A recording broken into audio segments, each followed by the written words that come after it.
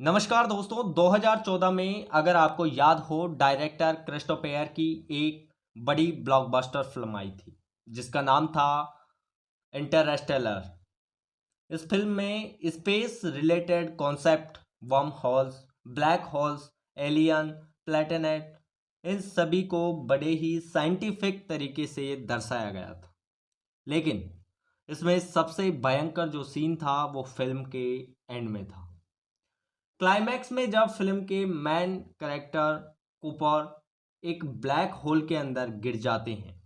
एक black hole का नाम फिल्म में बताया जाता है गारगेंडुआ। कॉपर अपने स्पेस क्राफ्ट को लेकर ब्लैक होल के अंदर गिरते हैं। शुरू में इनके आसपास सब काला काला होता है, संपूर्ण डार्कनेस।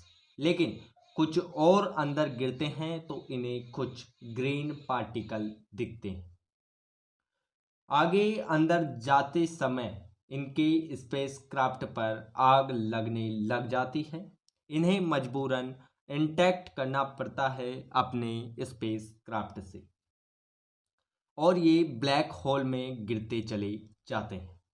ये बहुत ही दिमाग हिला देने वाली चीज है कि ये कॉपर ऐसी जगह गिरती हैं जहां ये अपने पास्ट से कम्युनिकेट कर सकते हैं, वो भी ग्रेविटी का इस्तेमाल करते हुए।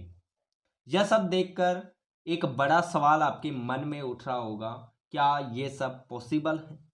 क्या एक ब्लैक होल के अंदर सही में ऐसा कुछ होता है? यदि सही में हम ब्लैक होल में गिरेंगे तो क्या देखने को मिलेगा? आइए समझने की कोशिश करते हैं इन सभी सवालों को आज के इस वीडियो में। और आप चैनल पर नए हो तो प्लीज़ चैनल को सब्सक्राइब कर बेल आइकन प्रेस कर दें और वीडियो को लाइक शेयर जरूर करें। दोस्तों, ब्लैक होल का इतिहास ज़्यादा पुराना नहीं है। आइंस्टाइन की थ्योरी ऑफ रिलेटिविटी की वजह से ही बाद में जाकर ब्लैक होल्स की डिस्कवरी करी गई। इस थ्योरी के एक्चुअली में दो हिस्से हैं दोस्तों।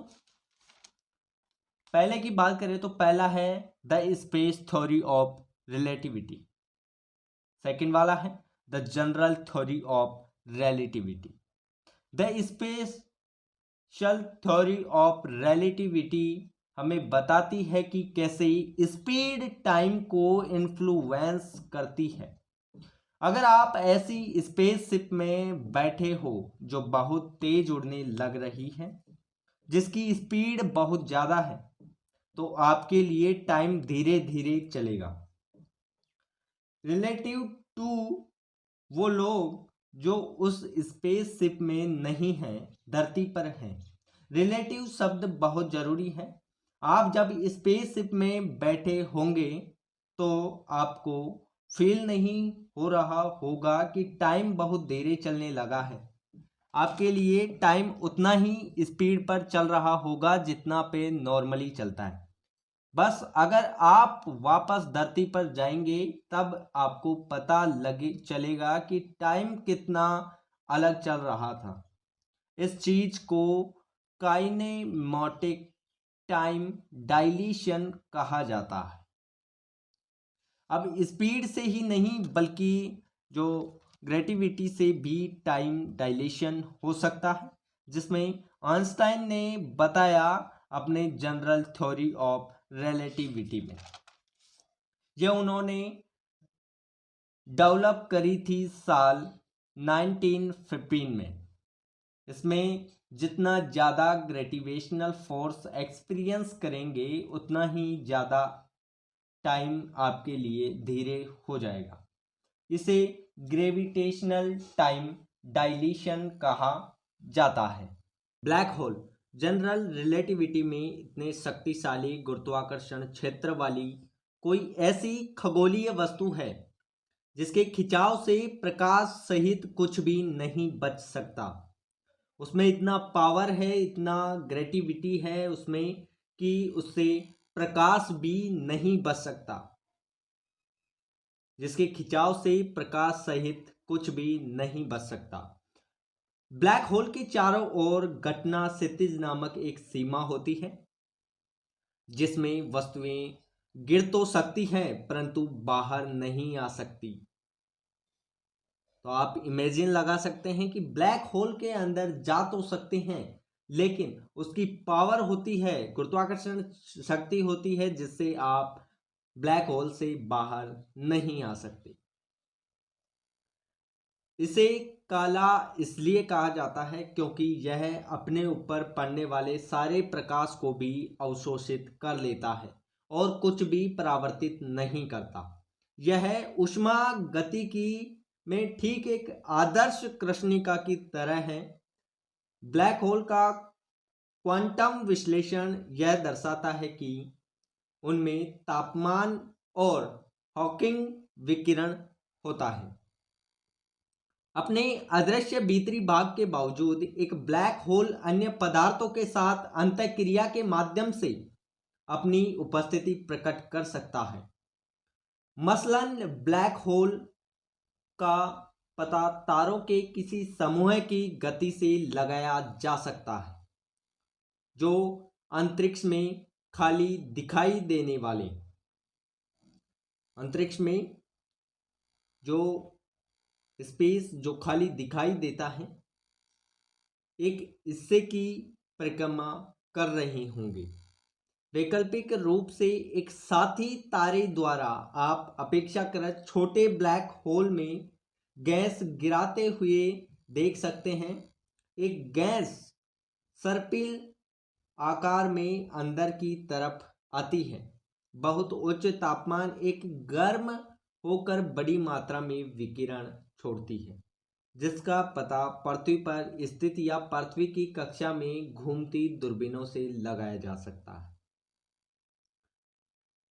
इस तरह के अवलोकनों के जो परिणाम हैं स्वरूप यह वैज्ञानिक सर्वसम्मति उभर कर सामने आई है कि उनके स्वयं न दिखने के बावजूद हमारे ब्रह्मांड में ब्लैक होल अस्तित्व रहते हैं।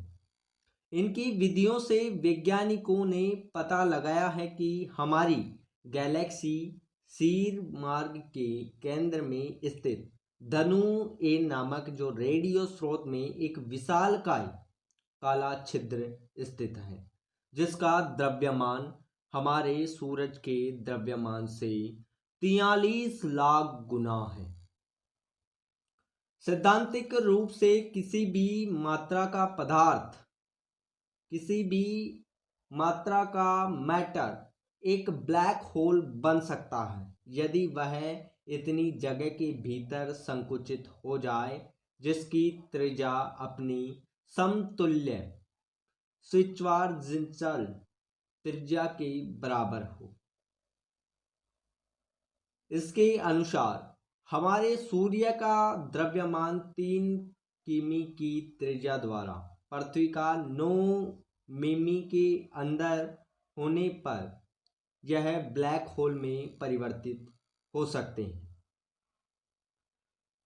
व्यावहारिक रूप में इलेक्ट्रॉन और न्यूट्रॉन आप जातीय दबाव के विपरीत न तो पृथ्वी और न ही सूरज में आवश्यक द्रव्यमान है और इसीलिए न ही आवश्यक गुरुत्वाकर्षण बल है, न इन दबावों से उबरकर और अधिक संकुचित होने में सक्षम होने के लिए एक तारे के लिए आवश्यक न्यूनतम द्रव्यमान तोलमन ओप्पेनहेमर वोल्फॉफ द्वारा प्रस्तावित हद है जो लगभग 300 द्रव्यमान है। वैज्ञानिकों का मानना है कि लगभग प्रत्येक आकाशगंगा के मध्य एक ब्लैक होल हो सकता है। हमारी आकाशगंगा के मामले में यह ब्लैक होल धनु ए की स्थिति के अनुरूप माना गया है। ब्लैक होल जो है उसमें आदमी प्रवेश तो कर सकता है लेकिन उससे बाहर नहीं आ सकता, जबकि वो प्रकाश तक को परावर्तित नहीं करता। तो आप और मैं हम सोच सकते हैं कि एक प्रकाश ऐसी चीज है जिसको परावर्तित कर देते हैं, लेकिन उसकी गुरुत्वाकर्षण शक्ति इतनी खतरनाक होती है कि वो प्रकाश तक को अपनी ओर आकर्षित खींच लेता है और उसको जो है परावर्तित नहीं करता। तो ये थी आज ब्लैक होल की जानकारी।